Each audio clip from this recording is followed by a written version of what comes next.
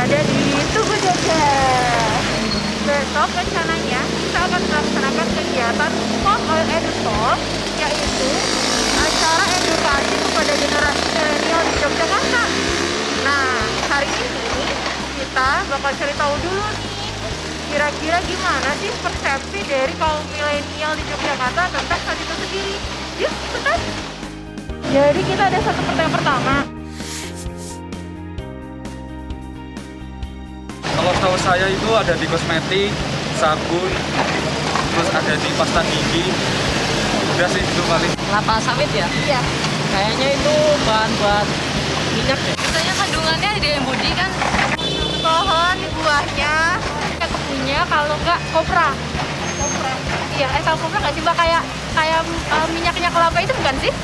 Oh, bahan buat minyak goreng itu. Ketika dengar kelapa sawit itu di pikiranku ada Kalimantan, perkebunan kelapa, Minyak buah kelapa. Kebunannya ya? buat minyak. Iya, buat minyak. Udah masuk industri. Saya belum pernah sih. Nah, katanya kalau mau buka lahan itu harus kayak membakar hutan dulu. Paling ini sih kalau misalkan isinya tuh ini ya apa sih kayak hampir atau banyak hama gitu.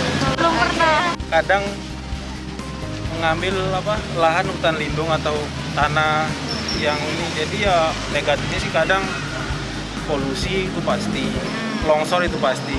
Terkadang kena dampak juga warga sama fauna sendiri. Pernah baca komposisi sih. Iya sama sih di komposisi juga udah. Biasanya kayak di acara TV itu ada. Waktu di TikTok kan viral. Dari TikTok juga. Nggak pernah dengar. Ya berita TV. Di ke YouTube atau enggak Instagram sendiri. Kurang tahu. Baru dengar ya? Iya, baru dengar. Enggak sih enggak. Nah, ini baru tahu sebenarnya. Oh, baru tahu. Saya tahunya itu Oke. lebih ke minyak goreng ya.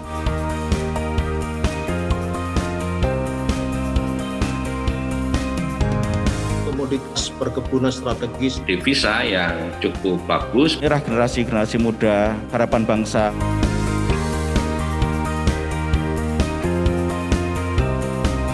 Kita sebut programnya sebagai conservation education. Sawit adalah pahlawan sejati, pahlawan devisa.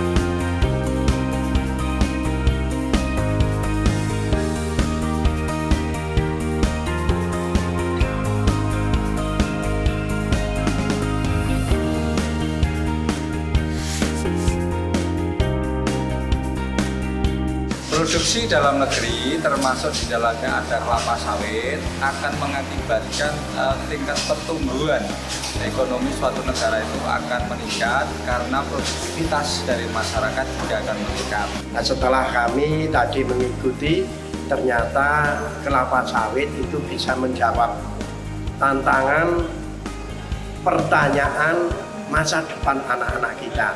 Ternyata kelapa sawit menjadi emas hijau Indonesia dan membuka lapangan pekerjaan. Kelapa sawit memiliki beberapa hal positif. Yang pertama adalah penunjang devisa negara yang luar biasa yang terbukti selama ini ampuh untuk mengatasi segala permasalahan ekonomi.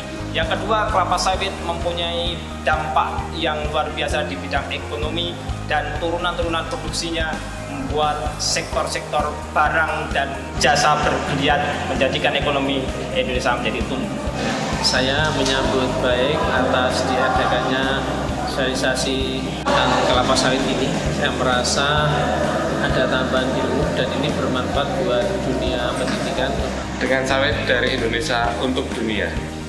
Kami dari PGRI dan beberapa guru, insya Allah nanti akan menyampaikan hal ini kepada peserta didik di setiap harinya di sekolah-sekolah, dan kami berharap juga ke depan masih ada lagi disambung dengan misalkan kami atau mungkin beberapa perwakilan siswa diajak ke perkebunan kelapa sawit biar tahu yang sebenarnya seperti apa.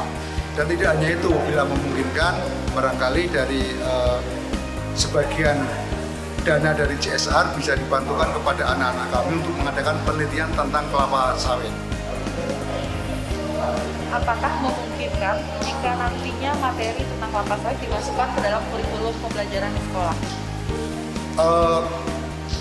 seandainya materi dimasukkan dalam kurikulum sekolah, kemungkinan bisa, toh seandainya tidak memungkinkan dalam mata khusus kelapa sawit, nanti bisa dia suplemen pada mata pelajaran tertentu. Kita sesuaikan dengan ciri khas mata pelajaran masing-masing di tingkat sekolah. Apakah memungkinkan jika informasi tentang sawit ini dalam bentuk infografis sederhana itu dipasang di lingkungan sekolah, Pak? Memungkinkan seandainya ada infografis tentang kelapa sawit sekaligus untuk kampanye tentang sawit kepada masyarakat, masih memungkinkan dipasang dipajang di beberapa sekolah mungkin dalam bentuk banner atau yang lain.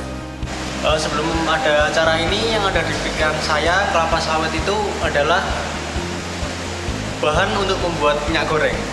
Setelah mengikuti acara ini bertambah, yang saya tahu adalah kelapa sawit itu tidak hanya sebatas minyak goreng, tapi bisa digunakan untuk biodiesel, kosmetik, sabun.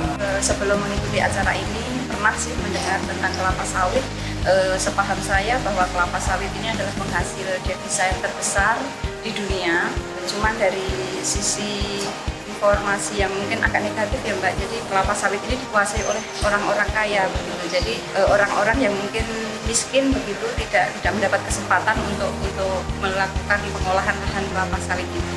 Jadi hanya seperti itu. Tetapi paparan yang sudah disampaikan di depan tadi banyak sekali manfaat-manfaat kelapa sawit dan merupakan suatu ilmu yang luar biasa. Kegiatan hari ini sih cukup agak mengantukkan, tapi ya ternyata berbuah ilmu yang bisa saya bawa pulang untuk sharing ke teman-teman saya maupun keluarga saya. Setelah kenal luar biasa, sawit is the best.